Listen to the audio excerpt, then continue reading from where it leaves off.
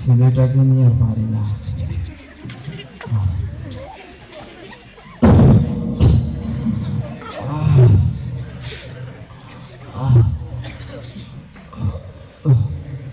শরীরটাও ভালো না, কয়েকদিন ধরে ওষুধও খাইতে পারি না,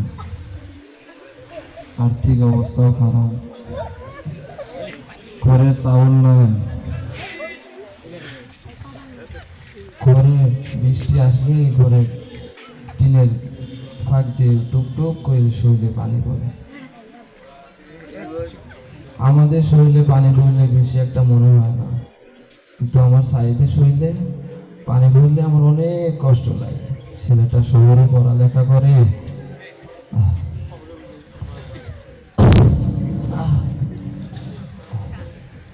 এই অভাবের সংসারে একটাই আশা, আমার সাইড। ছেলেটার মাথা অনেক ভালো, ছেলেটার মেধাও অনেক ভালো। আমার ছেলে কয়, বাজা আমি চাকরি পাইলে তোমার আর মাইসে বাড়ির কামলা দেওয়া লাগবে না, তোমার আর মাইসে বাড়ির কাজ করা লাগবে না।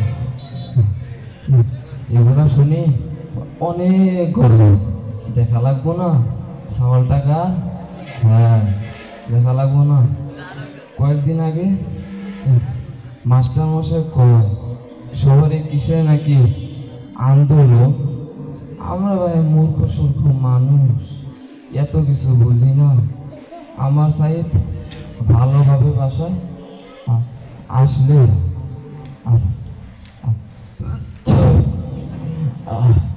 আর কিছুই না, আমার সাইড বাসায় আসলে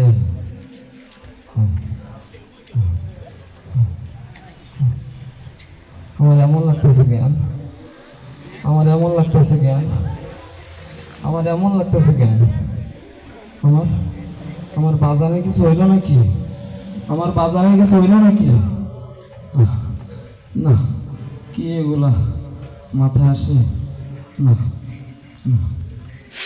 গাড়ি ঘোড়ার শব্দ, আমার বাজার আসছে, আমার বাজার আসছে, আমার বাজার আসছে না। মাস্টার কয় পড়ালেখা করে যে গাড়ি ঘোড়ায় চড়ে সে। আমার বাজার আসছে, আমার বাজার আসছে না। তোমার একদম চিনি, তুমি সাইদের বন্ধু না? আমার সাইদ কই, আমার সাইদ কই? তোমরা কারে আনছো? কথা কও না কে? তোমরা কারে আনছো? তোমরা কারে আনছো? কথা কও না কে? কারে আনছো? তুমি কারে আনছো?